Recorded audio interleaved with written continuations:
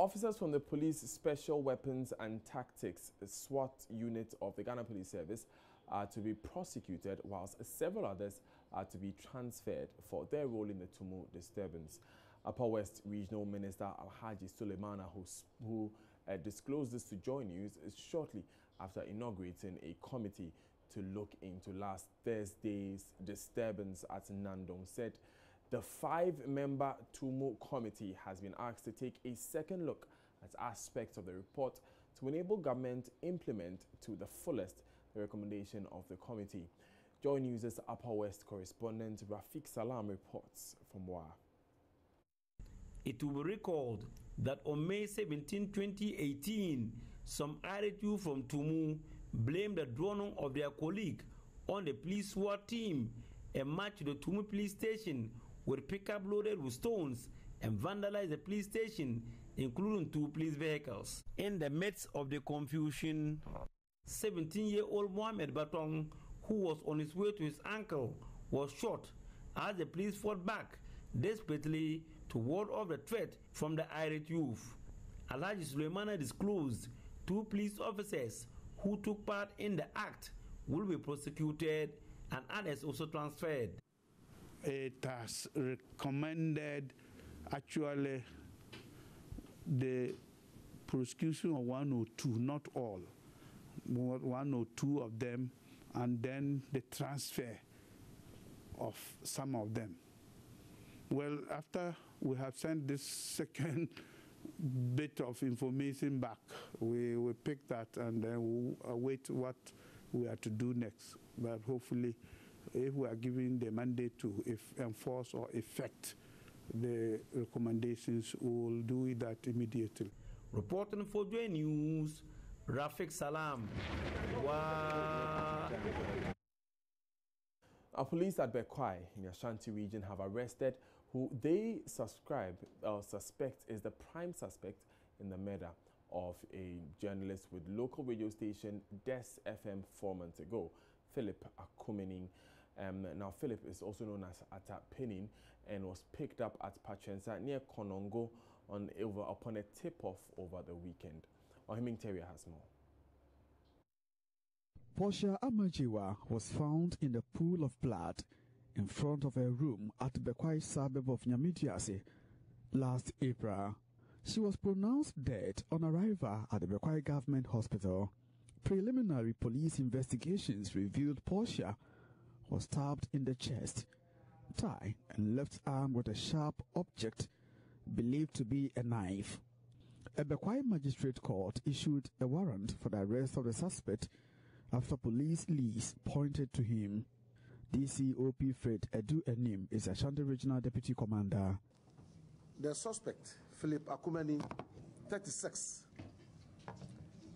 alias Atapeni, and deceased Portia Ejewa, an ex-employee of DES FM Bekwai, were lovers. The suspect all along posed as a military officer. The suspect and the deceased were living at Kaswa in the central region until 2018, when the deceased had a job at DES FM, Bekwai in Ashanti.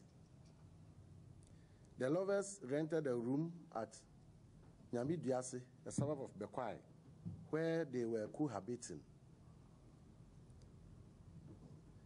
On 15/4/2018, at about 8:30 p.m., a misunderstanding ensued between the suspect and the deceased when the latter threatened to end the relationship with the suspect. The suspect, who became aggrieved, attacked the deceased with a double-edged knife and inflicted multiple knife wounds on the chest, in between the breasts, left hand, and the right thigh, leading to her death. After the incident, the suspect bolted to Asinfosu in the central region, where he hails from, and later to Southern Command Teshin, Accra, to seek refuge. On 24/8/2018, upon intelligence and with the help of the military, the suspect was traced and arrested at Patriensa, Asante Achim, where he had attended a funeral. Angry relatives of the late journalist attempted to pounce on the suspect when they saw him at the regional police headquarters for the first time since the incident. Kwekukwaten Kobia is a brother. It is painful to lose a relative this way. We would have dealt with him if police allowed us. Family members were so incensed upon seeing him. For them, they want to see him dead to end it all. I did all I could to bring them under control.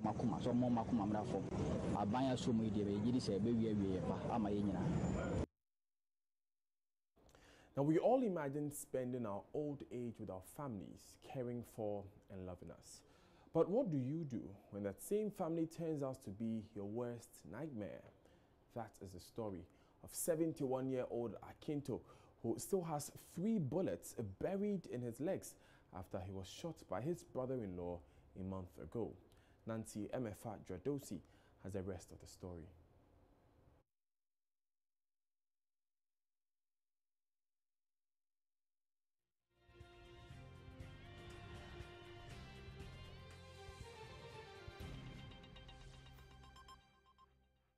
Akinto is normally what you would expect of a victim of an armed robbery attack. 3 bullets in his legs. Bullets fired from the gun of his brother-in-law. Akinto is almost losing the use of both legs. I was able to move to construction sites to do my carpentry work, to fend for myself and my family. I have been rendered immobile due to this incident. I am confined in my room.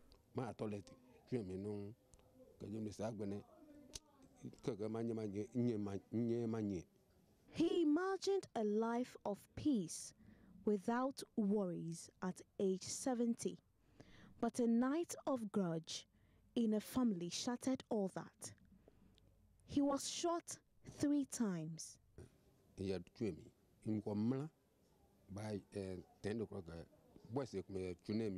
That night I heard people quarreling, and I stepped out to find out what was happening.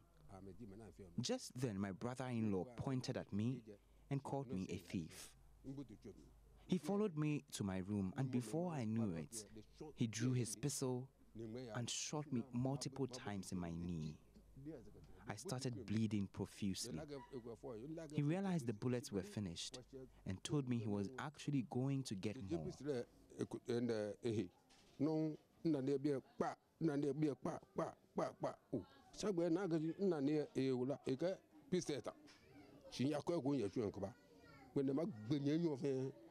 Akinto requires lots of attention and care because now he can't do much for himself. Luckily, he has Linda Doku, his daughter. She stopped work to do the one thing that family must do for each other, showing care.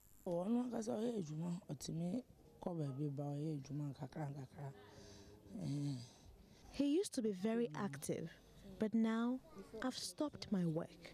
I stay with him the whole day just to attend to him.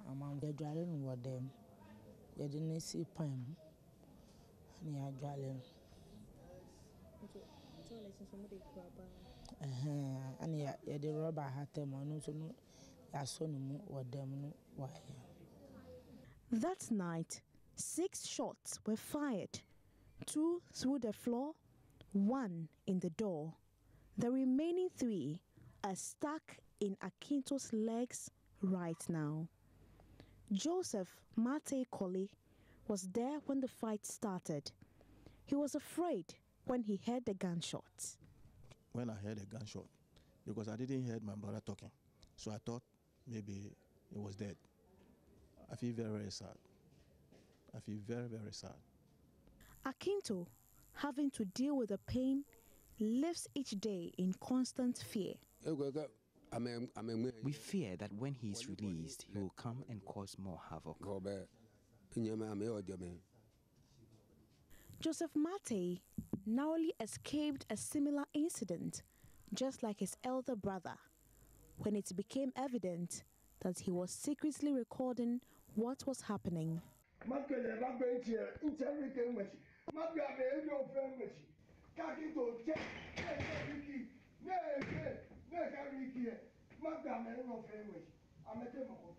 After the shooting, the boy came to me, and it told me, because I want to capture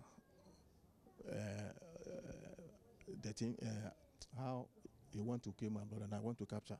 So he saw me, and he told me, "Hey Ricky, I'm seeing you. I'll kill you. If you step outside, I'll kill you." So he was forcing the door to open, but I couldn't open. So I have another door at the other side. So I escaped from that side and went and take my brother to the hospital. The horrifying experience has left tenants in the house terrified. Right now, you see, everybody is sitting outside because of this thing. Before then, if this thing doesn't happen, you will see a lot of people here because everybody was afraid. They have been thinking maybe anything at all can happen again. So they are all sitting there. You see the old lady there. You will wait till 6 o'clock. When you enter into the room, it will not come out again. Akinto wants the bullets removed from his legs to ease the unbearable pain. But unfortunately, he may have to carry those pellets in his legs for a while. No bullet she agadi I feel the bullets in my knees. The doctors say removing them could be dangerous. I am currently on antibiotics. I cannot walk. I feel the pain. Doctor Pebana any bullet or any bullet.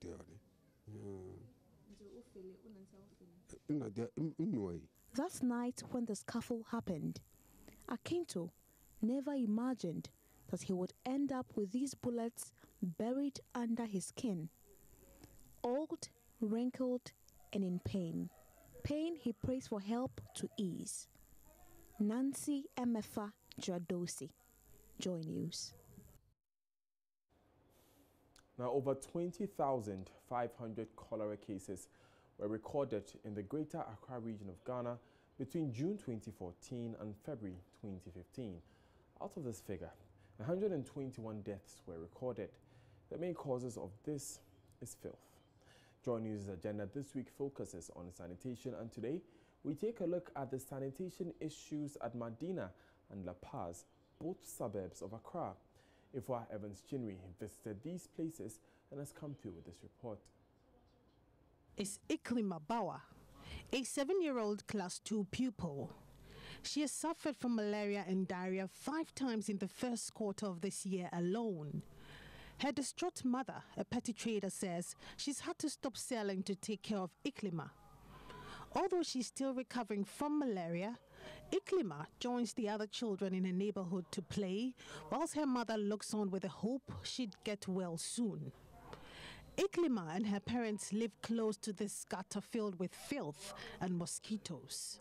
Poor sanitation is the main concern of the people living in Iklima's neighborhood. It's been a year since President Akufo-Addo promised to make Accra the cleanest city in Africa. How does the city look after the president's promise? Here at Medina Zongo Junction, the main challenge the people here face is poor sanitation. Let us listen to some of these people and the concerns they have about sanitation. Take a stroll through the principal streets of places like Medina and La Paz, and you are likely to be greeted with heaps of refuse dumped along various sections of the road, with the smell polluting all the corridors of the environment. Within these 4 years, by the end of the 4 years of my term in office as president, Accra will be the cleanest city in Africa. That is where we want to get to. After President Akufo-Addo's promise last year, most parts of Accra still look as dirty as before. Some residents say this is very disturbing. Since last year, even years before, it has remained how it is. It has never changed because the gutters are still like that, choked sometimes the assembly will come and start to remove the dirt, and immediately they leave. I give it 1 week or two, then it will come back. Our way of disposing the rubbish is very bad. We normally just throw them anyhow. Besides, the gutters too are not covered. So if you throw it and wind blows, it will blow the thing into the gutter. We are appealing to the government to come to our aid. You know, formerly they used to clean the gutters every Saturday, 1 week, on the 10th Saturday of every month. But now they have stopped. You see, so we are appealing to the government to look at that area so that they appoint they award contract to the people as they were doing before. So every 10th Saturday of the month they will do general cleaning here. At some lorry stations at La Paz and Medina, some of the passengers are turned away by the foul smell emanating from the drains. Here, litter is scattered all over and people look on unconcerned. The drivers here at the La Paz lorry station say they've had to gather and collect the trash by themselves whenever there's a litter buildup. Here at the La Paz lorry station, the driver's main concern is how to get rid of this heap of rubbish you see behind me on a daily basis. I have here with me the station secretary to tell us more about this poor sanitation problem that they face here at the La Paz lorry station. This sanitation problem is very huge problem in our station here. So we executive of the Ngoso and GPRTU executive, we organize the women who are trading here so that every morning and every evening they used to sweep and gather the rubbish at the one place so that early morning vehicle will come and convey it to the baller side. And normally we make it monthly, and every month we used to pay 4,000 Ghana cedis every month, and that is the money that we are spending every month. So it is very serious for us at the station, whereby in fact, at times the vehicle used to spoil, so that at times we shall go and find another vehicle to come and convey it to the another. So that one also is going to give us another expenditure, whereby it's very bad for us. Yeah. But have you contacted the AMA? Normally, even we wrote a letter to them some months ago, and we don't see head and tail. Even they didn't come and give any concrete answer. So we used to see that no, they are not ready to help us. So we executive organized that no, as this sanitation problem is getting serious at the station here, and so we organized ourselves to convey this thing so that all this burden is coming to us. So already we wrote them a letter, and they said they will come and give us the feedback. As at now, we didn't see anything.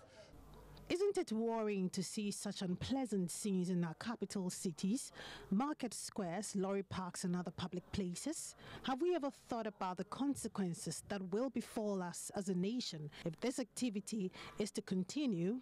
Can we find lasting solutions to this problem? I guess time will tell. For JoyNews, my name is Ifwa Evans-Chinri. Still watching JoyNews today, I am Daniel. Daz is still up ahead. Attorney General withdraws GFA liquidation case as government reaches agreement with FIFA over reformation of Ghana Football Administration. And we'll also tell you that touching story of a 71, well, we have brought you that story of a 71-year-old man who is braving the odds to survive after a relative left him with 3 gunshots in his leg. Stay with us, there's more to come.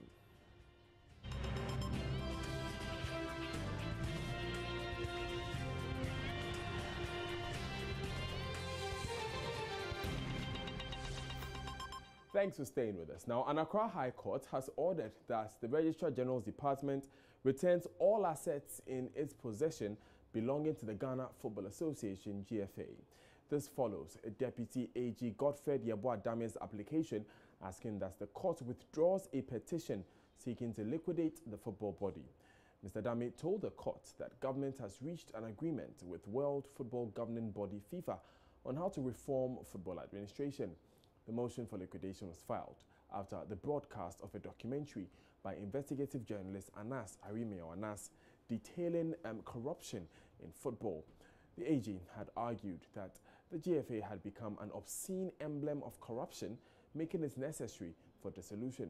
The court presided over by Justice Samuel Isiedu granted the request forthwith. The Deputy AG told pressmen they have written to FIFA asking that the normalization committee is set up immediately. Within the next 2 days, I'm very sure about that, FIFA will constitute the normalization committee It's a decision that we took in Zurich without any controversy, and I'm sure it's going to be carried out. Within the next 2 days, we'll have the announcement to the normalization committee set up by FIFA and Ghana government, and the membership will be made known to the public, and then they will assume the powers of the GFA.